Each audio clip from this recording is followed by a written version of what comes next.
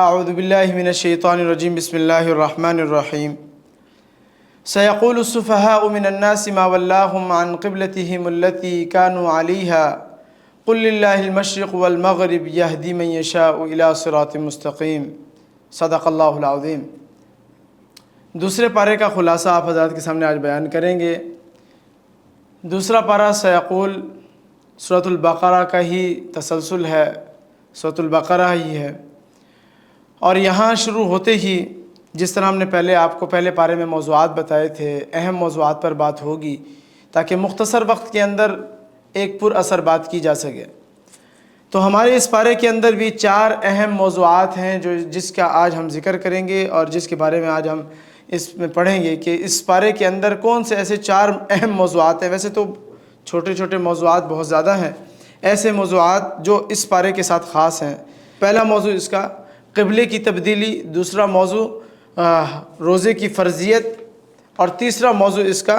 حج اور اس کے بنیادی اصول، اور چوتھا اس کا موضوع جو ہے وہ طلاق کے مسائل ہیں مکمل طور پر۔ تو پارہ شروع ہوتے ہی سیقول السفہاء من الناس ما ولاہم عن قبلتہم التی كانوا علیہا قل للہ المشرق والمغرب یہدی من یشاء الی صراط مستقیم۔ یہ پارہ شروع ہوتے ہی قبلے کی تبدیلی کے متعلق ہو گیا کہ جب حضور صلی اللہ علیہ وسلم نے کعبہ سے مکہ سے ہجرت کر مدینہ کی طرف گئے، جب حضور صلی اللہ علیہ وسلم مدینہ کی طرف گئے تو حضور صلی اللہ علیہ وسلم کا دل اور نگاہیں ہمیشہ آسمان پر رہتی، اور دل جو ہے وہ کعبہ میں اٹکا رہتا، اور حضور صلی اللہ علیہ وسلم کی خواہش تھی کہ خانہ کعبہ کو قبلہ بنایا جائے۔ تو اللہ رب العزت نے اوپر سے آیت نازل کی قد نرى تقلب وجهك في السماء فلنولينك قبلة ترضاها فول وجهك شطر المسجد الحرام، کہ حضور صلی اللہ علیہ وسلم کا جو دل، حضور صلی اللہ علیہ وسلم ہر وقت اکثر ان کا یہ ہوتا تھا کہ جب بھی عبادت کے لیے کھڑے ہوتے، نماز کے لیے کھڑے ہوتے تو دل خانہ کعبہ کی طرف اٹکا ہوتا۔ تو اللہ رب العزت نے اس منظر کو بھی قرآن کے اندر پیش کیا کہ ہم دیکھ رہے ہیں آپ کے دل کو، آپ کی آنکھوں کو،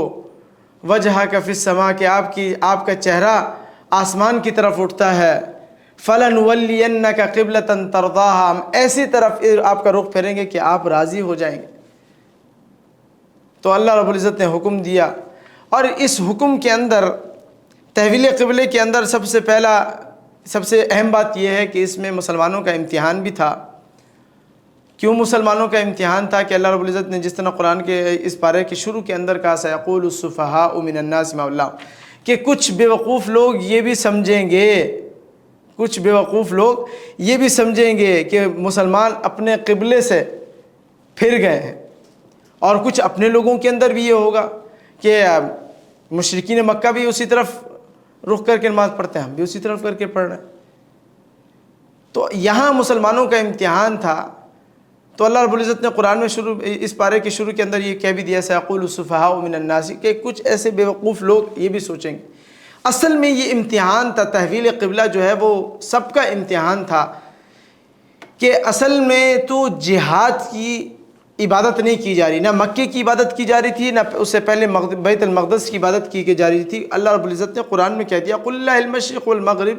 مشرق مغرب تو جہاد، تو مشرق مغرب شمال جنوب یہ ساری جہاد جتنی بھی ہیں جس طرف رخ کریں، یہ ساری جہاد تو اللہ کی بنائی ہوئی ہیں۔ اللہ جس طرف رخ پھیر دے، اللہ جس طرف کہہ دیں کہ اس طرف رخ پھیر دو۔ تو یہ مسلمانوں کے لیے بھی امتحان تھا کہ جس طرف اللہ کا حکم ہے ہم نے اطاعت اسی طرف کرنی ہے۔ اصل ہمیں جو یہ تحویل قبلہ یا اس طرح کے اعمال آتے ہیں وہ یہ سکھاتے ہیں کہ ہم نے حکم کی تعمیل کرنی ہے، اللہ کے حکم کی تعمیل کریں گے تو کامیابی اسی کے اندر ہے۔ تو تحویل قبلہ کے اندر بھی یہی ہے کہ جہاد تو نہیں، جہاد کی عبادت نہیں کرنی، اللہ کی عبادت کرنی ہے۔ جب اللہ کی عبادت کرنی ہے تو پھر جس طرف اللہ کا حکم ہو اس طرف عبادت شروع کر دیں۔ اور اسی کے اندر اللہ رب العزت نے پھر فرمایا وَكَذَلِكَ جَعَلْنَاكُمْ أُمَّةً وَسَطًا لِتَكُونُوا شُهَدَاءَ عَلَى النَّاسِ۔ اللہ رب العزت نے اس امت مسلمہ کو امت وسط، اعتدال والی امت کا لقب بھی عطا فرمایا۔ کیونکہ یہ امت اعتدال والی امت ہے، یہ امت اعتدال والا کام کرتی ہے، اس کے احکامات جو اس پر نازل ہوئے اعتدال والے احکامات نازل ہوئے۔ یہ امت نہ تو گندگی لگنے سے کپڑا کاٹ دیتی ہے اور نہ تو گندگی لگنے سے ان کو کوئی مسئلہ نہیں ہوتا۔ نہ تو یہ ایسی اعتدال والی امت ہے کہ اسے دھو لیتی ہے، صاف ستھرا کر لیتی ہے، تو اللہ رب العزت نے اس کو اعتدال والی امت رکھا ہے، اور یہ کل قیامت والے دن دوسری امتوں پر گواہ ہوگی کہ اللہ رب العزت نے یہ سارے واقعات جتنے بھی ہیں وہ سارے قرآن کے اندر ذکر کر دیے ہیں۔ یہ تھا قبلے کی تبدیلی اور امت مسلمہ کا امتحان اس کے اندر تھا، اس وقت امت کا امتحان تھا، اور اللہ رب العزت نے جو اس امت کو لقب عطا فرمایا وہ لقب ہے۔ دوسرا اس کے اندر سب سے اہم موضوع جو روزے کا ہے، روزے کی فرضیت کا ہے۔ رمضان کا مہینہ چل رہا ہے، اور رمضان کو پھر روزے کے ساتھ قرآن کے ساتھ کیا خوبصورت مناسبت ہے، جس میں پہلے تو میں آپ کو روزے کی فرضیت کے بارے میں بتا دوں، جیسے کہ اللہ رب العزت نے قرآن میں فرمایا یا ایھا الذین آمنوا کتب علیکم الصیام کما کتب علی الذین من قبلکم لعلکم تتقون، کہ ایمان والو، یا ایھا الذین آمنوا، ایمان والو، کتب علیکم الصیام کما کتب علی الذین، تم پر جس طرح روزے فرض کیے گئے اس طرح پہلی امتوں پر بھی روزے فرض کیے گئے۔ یہ نہیں کہ صرف تم پر روزے فرض کیے جا رہے ہیں، پہلی امتوں سے یہ چلا ہوا آ رہا ہے کہ روزے فرض کیے جاتے تھے اللہ رب العزت کی طرف سے۔ پھر اللہ رب العزت نے اس روزے کے تمام مسائل کو بیان کیا۔ روزہ ایک صرف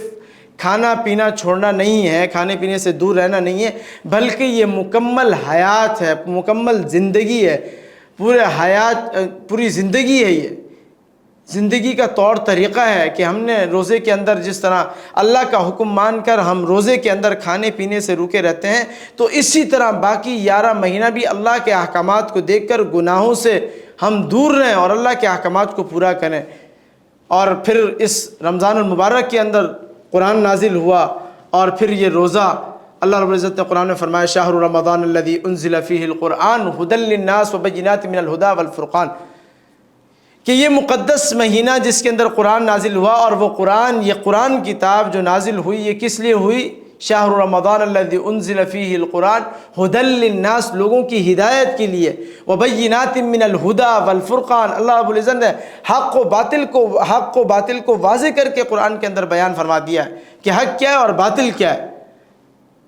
اور پھر اس روزے کے مسائل بیان کیے۔ اور میں نے کہا نا، اس کے اندر اللہ رب العزت نے کہ انسان جب کوئی چیز بناتا ہے نا تو اس کو پتہ ہوتا ہے کہ اس چیز کے ساتھ میں کیا کروں گا اور یہ کتنے چیز برداشت کر سکتی ہے، اگر میں نے یہ وزن والی گاڑی بنائی ہے تو یہ کتنا وزن برداشت کر سکتی ہے۔ تو اللہ رب العزت نے انسان کی تخلیق کی ہے، اللہ جانتا ہے کہ میرا بندہ کتنی چیزیں، کتنے احکامات اپنے اوپر لا سکتا ہے، اپنی زندگی کے اندر ان احکامات کو لا سکتا ہے، اس لیے اللہ رب العزت نے اس طرح کے احکامات دیے ہیں کہ جیسے روزے کا حکم ہے کہ فمن شہد منکم الشہر فلیصمہ، جس نے یہ رمضان کا روزہ پایا وہ اس میں روزہ رکھ لے، لیکن صحت مند کے اور بیمار کے دونوں کے مختلف ہیں۔ اگر تندرست ہے، صحت مند ہے تو روزہ رکھے، اور صحت مند نہیں ہے، تندرست نہیں ہے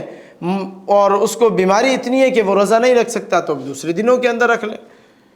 تو اللہ رب العزت نے دین کو اعتدال والا دین دیا ہے، جس طرح اللہ کا حکم ہے اس طرح مانیں گے تو آسانی رہے گی۔ تو اس طرح یہ دوسرا موضوع ہو گیا کہ یہ رمضان کا موضوع، رمضان میں روزے کی فرضیت،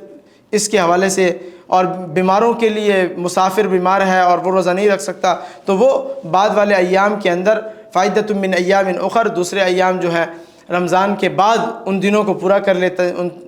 تاریخوں کو پورا کر لے، فائدۃ من ایام اخر، وہ جو دن یہاں سے رہ گئے روزے کے وہ بعد میں پورے کر لے، بیمار ہونے کی صورت میں، مسافر ہونے کی صورت میں۔ اور بیماری ایسی نہیں کہ آج میرے پیٹ میں درد ہے، آج سر میں درد ہے، آج میں نہیں کر سکتا، آج میں نہیں رکھ سکتا، یہ بیماری نہیں ہوتی۔ بیماری ایسی ہے کہ آپ واقعتاً روزہ نہیں رکھ سکتے،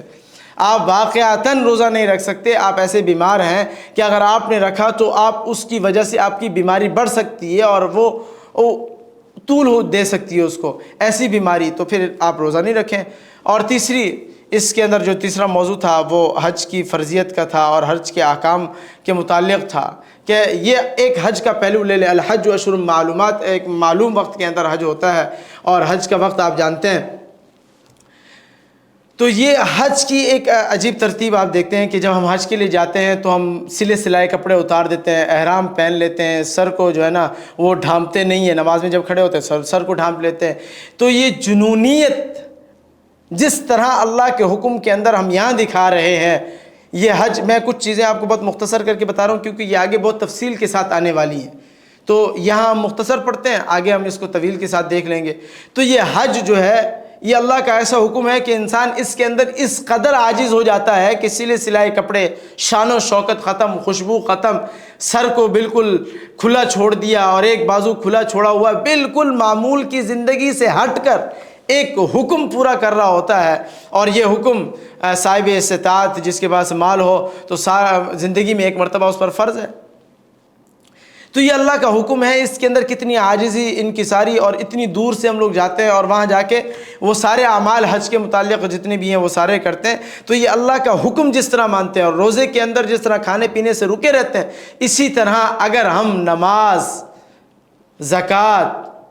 ان چیزوں پر بھی اپنی زندگی کو اتار کر لیں اور دین کے باقی امور، باقی احکامات جو اللہ رب العزت کے ہیں ان کے معاشرتی زندگی، ہماری سب سے بہترین زندگی معاشرتی زندگی ہے۔ ہم نے دین کو صرف عبادتوں تک رکھا ہوا ہے، جب معاشرت کی باری آتی ہے تو پھر